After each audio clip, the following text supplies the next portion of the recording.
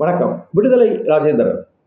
முன்னாள் முதலமைச்சர் எடப்பாடி பழனிசாமி தமிழக முதலமைச்சர் மு.க.ஸ்டாலினுக்கு ஒரு சவால் விட்டிருக்கிறார். ஒரே மேடையில் என்னுடன் விவாதிக்க தயாரா, சாதனைகள் பற்றி பேச தயாரா என்று அவர் கேட்டிருக்கிறார். ஒரு முன்னாள் முதல்வர் இப்படியெல்லாம் சவால் விட்டு பேசுவது ஒரு மேடை பேச்சாளருக்கான ஒரு தகுதியை தவிர முன்னாள் முதல்வருக்கான ஒரு தகுதி அல்ல. இது ஒரு ரெட்டாரிக் ஸ்பீச். ஆனாலும் கூட எடப்பாடியாரிடம் சில கேள்விகள் நமக்கு இருக்கின்றன. உங்களுடைய ஆட்சியில் மாநில உரிமைகளை, மக்களுக்கான திட்டங்களை எதை செய்தீர்கள் என்பதுதான் அந்த கேள்வி. ஜெயலலிதா மறைவுக்கு பிறகு அதிமுக ஆட்சியில் தமிழ்நாடு அரசு பணியாளர் தேர்வாணையம் ஒரு விபரீதமான உத்தரவை பிறப்பித்தது. என்ன உத்தரவு என்று சொன்னால், தமிழ்நாட்டில் அரசு வேலைக்கு வருகின்றவர்கள், அரசு தேர்வாணையத்துக்கு விண்ணப்பிப்பவர்கள் தமிழ் தெரிந்திருக்க வேண்டிய அவசியம் இல்லை. 2 ஆண்டுகள் கழித்து அவர்கள் தமிழ் படித்தால் போதும், வேலைக்கு சேர்ந்ததற்கு பிறகு என்று ஒரு உத்தரவை போட்டார்கள். இதனால் பல வெளிமாநிலத்தவர்கள் தமிழ்நாட்டின் வேலைவாய்ப்புகளை கைப்பற்றக்கூடிய ஒரு விபரீதமான நிலை உருவானது. எந்த நிர்பந்தத்தின் கீழ் இப்படி அவர்கள் ஒரு உத்தரவை பிறப்பித்தார்கள் என்பது நமக்கு தெரியாது. ஆசிரியர் பயிற்சி பணி, ஆசிரியர் பயிற்சியை முடித்தவர்கள் நேரடியாக ஆசிரியர்களாக நியமனம் ஆகி வந்தார்கள்.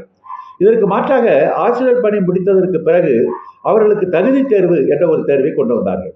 அந்த தகுதி தேர்வில் வெற்றி பெற்றதற்கு பிறகு வேலைக்கு போகும்போது, பணி நியமனத்தின் போது போட்டித் தேர்வு என்ற ஒரு தேர்வை கொண்டு வந்தார்கள். ஆக தேர்வு மேல் தேர்வு வைத்து விளிம்பு நிலையில் இருக்கின்ற ஆசிரியர்கள் மேலே வர முடியாத அளவிற்கு தடுக்கின்ற சமூக நீதிக்கு எதிரான தேர்வுகளை அவர்கள் திணித்தார்கள். மற்றொன்று இந்தி திணிப்பை பொறுத்ததாகும்.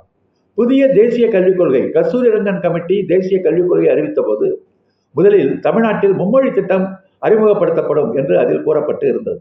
தமிழ்நாட்டில் கடுமையான எதிர்ப்புகள் வந்தன. திமுக, அதனுடைய கூட்டணி கட்சிகள் எதிர்த்தன. அதிமுக மௌனம் சாதித்தது. எதிர்ப்பு வந்தவுடன் அடுத்த நாளையே ஒன்றிய ஆட்சி தமிழ்நாட்டில் மும்மொழி திட்டம் அமல்படுத்தப்பட மாட்டாது என்று சொல்ல வேண்டிய ஒரு நிர்பந்தம் உருவானது.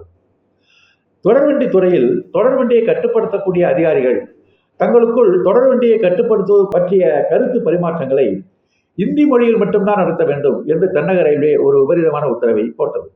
இந்தி தெரிகின்ற ஒரு அதிகாரி இந்தி தெரியாத ஒரு அதிகாரியிடம் பேசுகிற போது தொடர்வண்டி துறையை கட்டுப்படுத்துகின்ற ஒரு கடுமையான பணியில் இருக்கக்கூடியவர்கள் இப்படி மொழி தெரியாமல் கருத்துக்களை பரிமாறிக்கொண்டால் விபரீத விளைவுகளை உண்டாக்கும் ஆபத்துகள் இருந்தன. அதன்படி ஒரு ஆபத்து தமிழ்நாட்டில் நடந்தது. இந்தி பேசுகிற ஒரு அதிகாரி இந்தி பேசாத ஒரு அதிகாரிக்கு தெரிவித்த தகவலை இந்தி பேசாத அதிகாரி தவறாக புரிந்து கொண்டு ஒரே டிராக்கில் 2 தொடர்வண்டிகள் மோதிக்கொள்ள வேண்டிய ஒரு சூழ்நிலை உருவானது. நல்ல வேளையாக விபத்து கடைசி நேரத்தில் தவிர்க்கப்பட்டது. இதை எதிர்த்து உடனடியாக எதிர்க்கட்சியாக இருந்த திமுக களத்தில் இறங்கியது. எடப்பாடி ஆட்சி மௌனம் சாதித்தது. திமுக போராட்டத்திற்கு பிறகு அந்த உத்தரவு திரும்ப பெறப்பட்டது. அஞ்சலகத்துறையில் கடைநிலை ஊழியர்களாக இருக்கின்றவர்கள் இந்தியில், ஆங்கிலத்தில் தான் தேர்வு எழுத வேண்டும், தமிழில் எழுதக்கூடாது என்ற ஒரு உத்தரவை ஒன்றிய ஆட்சி பிறப்பித்தது. திமுக களமிறங்கி போராடியது. அதிமுக ஆட்சி மௌனம் சாதித்தது. உடனடியாக ஒன்றிய ஆட்சி அந்த உத்தரவை திரும்ப பெற்றது. தமிழகத்தின் ஆளுநராக இருந்த புரோஹித் தமிழ்நாடு முழுவதும் சுற்றுப்பயணம் செய்து தமிழ்நாட்டு அரசு நிர்வாகங்களை கண்காணிக்க ஆரம்பித்தார். இதற்கு எதிர்க்கட்சியாக இருந்த திமுக ஆளுநர் எப்படி ஒரு ஆட்சி அதிகாரத்தில் தலையிடலாம் என்று போராட்டம் நடத்தியது. ஆளுங்கட்சியாக இருந்த எடப்பாடி மௌனம் சாதித்துக் கொண்டிருந்தார். மாநில உரிமைக்காக அவர் குரல் கொடுப்பது இல்லை. தமிழக ஆளுநராக இருக்கின்ற RN ரவி சட்டமன்றத்தில் தன்னுடைய உரையை படிக்காமல் வெளியேறிய போது எடப்பாடி பழனிசாமி சொன்னார், இது திமுகவுக்கும் ஆளுநருக்குள்ள பிரச்சனை, எனக்கு எந்த தொடர்பும் இல்லை என்று சொல்லி அதிலிருந்து அவர் நழுவிக்கொண்டார். நீட் தமிழ்நாட்டில் தமிழக அமைச்சரவை 2 முறை தீர்மானம் சட்டசபையிலே நிறைவேற்றி அனுப்பியதற்கு பிறகும் ஆளுநர் அதை கிடப்பில் போட்டிருந்தார், முடக்கி வைத்து விட்டார். இதை எதிர்த்து அவர் நடத்திய தேநீர் விருந்தை புறக்கணிப்பதாக திமுகவும் கூட்டணி கட்சிகளும் அறிவித்தனர். ஆனால் எடப்பாடி பழனிசாமி நான் ஆளுநர் விருந்தில் போய் கலந்து கொள்வேன் என்று சொல்லி நீட் புறக்கணிப்பு செய்த ஆளுநருக்கு ஆதரவாக தான் இருப்பேன் என்று அவர் காட்டிக்கொண்டார். ஆனால் ஜெயலலிதா எப்படி ஆளுநர்களை கையாண்டார்? சென்னாரெட்டியை எதிர்த்து கடுமையாக போராடியவர் ஜெயலலிதா. எழும்பூரில் RSS அலுவலகம் குண்டு வைத்து தகர்க்கப்பட்டது. சென்னாரெட்டி அந்த இடத்திற்கு நேரடியாக போனார். தமிழக முதலமைச்சர் இது மாநிலத்தின் சட்டம் ஒழுங்கு பிரச்சனை, ஆளுநர் தலையிடுவதற்கு உரிமை இல்லை என்று கண்டித்து அறிக்கை விட்டார். மதுரை காமராசர் பல்கலைக்கழக பட்டமளிப்பு விழாவுக்கு போன சென்னாரெட்டி மாவட்ட அரசு அதிகாரிகளை அழைத்து பேசினார். உடனே ஜெயலலிதா கண்டித்தார். மாநில அரசு நிர்வாகத்தில் தலையிடுவதற்கு உங்களுக்கு உரிமை இல்லை என்று அவர் சொன்னார். திண்டிவனம் வழியாக காரில் வந்த சென்னாரெட்டியை அதிமுகவினர் காரை வழிமறித்து போராட்டம் நடத்திய கதை தமிழகத்தினுடைய வரலாறாக இருக்கிறது. உள்துறை அமைச்சராக இருந்த அமித்ஷா சென்னை வந்தபோது இந்தியாவிலேயே தமிழ்நாட்டில் நடக்கும் ஆட்சிதான் ஊழல் ஆட்சி என்று சொன்னார்.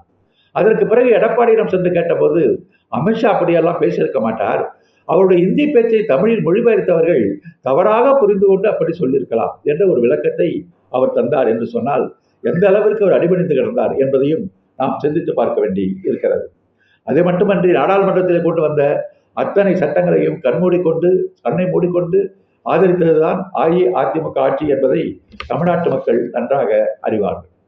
இன்னும் எத்தனையோ பிறகுகளை எடுத்து காட்ட முடியும். கௌரி லங்கேஷ் சுட்டுக் கொல்லப்பட்ட போது அதற்கு எதிர்ப்பு தெரிவிக்கின்ற வகையில் அக்டோபர் 2 காந்தி ஜெயந்தி என்று தமிழ்நாட்டில் இருக்கிற எழுத்தாளர்கள், அறிவுஜீவிகள் எல்லாம் சேர்ந்து காந்தி சிலைக்கு மாலை அணிவிக்க சென்ற போது, காந்தி ஜெயந்தி என்று காந்தி சிலைக்கு மாலை அணிவிக்க செல்வதே குற்றம் என்று சொல்லி அவர்களை கைது செய்து சிறையில் அடைத்தவர் எடப்பாடி பழனிசாமியினுடைய ஒரு ஆட்சி.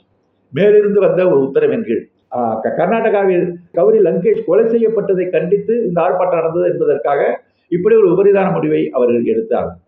மே 17 இயக்கம் பெரியார் சிலைக்கு மாலையிட்டது.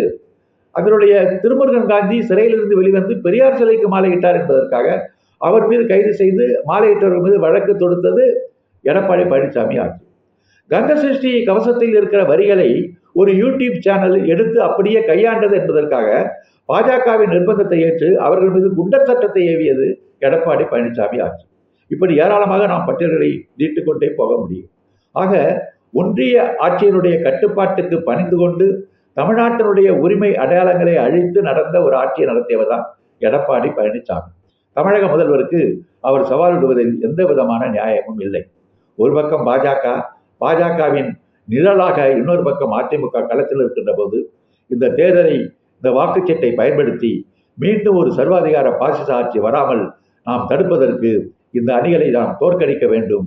இந்தியா கூட்டணியை ஆதரிக்க வேண்டும். சிந்திப்போம். நன்றி, வணக்கம்.